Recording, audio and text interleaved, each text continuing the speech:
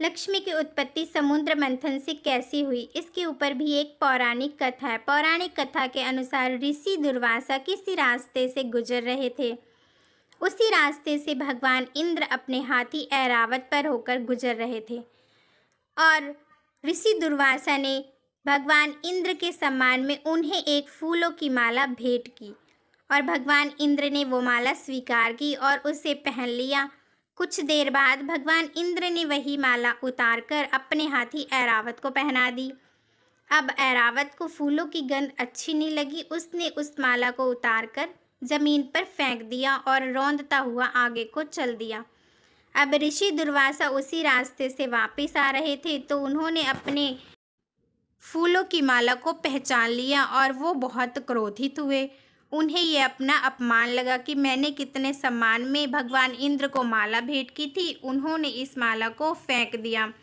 इसलिए उन्होंने भगवान इंद्र को गुस्से में आकर श्राप दे दिया कि उनका पुरुषार्थ नष्ट हो जाए और जिस राजपाट पे भगवान इंद्र को इतना घमंड है, उनसे वो राजपाट हमेशा के लिए छिन जाए।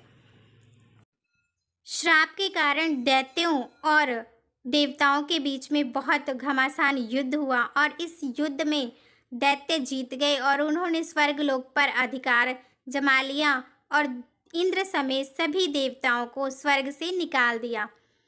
अब इंद्र समेत सभी देवता परेशान होकर भगवान ब्रह्मा जी के पास गए। भगवान ब्रह्मा जी ने कहा कि आप लोग विष्णु जी के पास जाइए। अब सभी देवता विष्णु जी के पास गए। विष्णु जी ने कहा कि इस समस्या का एक ही समाधान है, समुद्र मंथन। तो देवताओं ने कहा समुद्र मंथन तो अकेले नहीं किया जा सकता प्रभु। तब भगवान विष्णु ने कहा हमें दैत्यों से संधि कर लेनी चाहिए, इस समय हमारे पास हमारी शक्तियाँ नहीं हैं। फिर भगवान इंद्र ने कहा कि वो संधि के लिए तैयार होंगे प्रभु। तब भगवान विष्णु ने कहा अवश्य तैयार होंगे, उनके आगे तुम अमृत का प्रस्ताव रखना। तब भगवान इंद्र समेत सभी देवतागण दैत्यों के राजा बलि के पास गए। भगवान इंद्र ने जब दैत्यों के राजा बलि के सामने ये प्रस्ताव रखा कि समुद्र मंथन होगा और उससे जो अमृत निकलेगा उसे पीकर हम सभी अमर हो जाएंगे। जब राजा बलि ने अमृत की बात सुनी तो वो संधि के लिए मान गए। अब देवताओं और दैत्यों के बीच में संधि हो गई और इसके बाद समुद्र मंथन हुआ।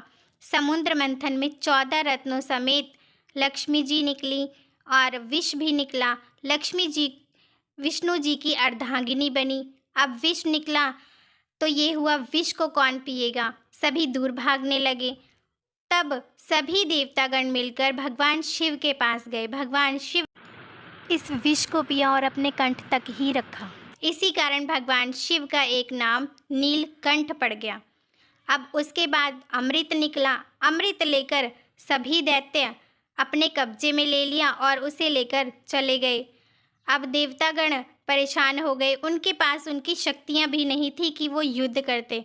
अब सभी देवतागण मिलकर भगवान विष्णु के पास गए। भगवान विष्णु ने फिर मोहिनी रूप धरकर दैत्यों के पास गए और उनका मोहिनी रूप देखकर सभी दैत्य मोहित हो गए। उनके अंदर काम वासना जाग गई और उन्होंने कहा कि हम आपके हाथों से अमृत पिएंगे।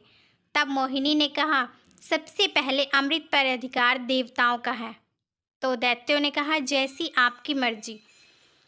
अब मोहिनी रूप में भगवान विष्णु जब देवताओं को अमृत पिला रहे थे तो उन्हीं देवताओं के पीछे जाकर एक दैत्य भी बैठ गया और उसने अमृत का पान कर लिया।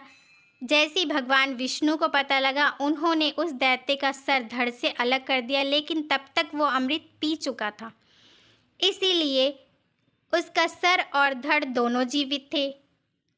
वही दैत्य शुंभ और निशुंभ बना।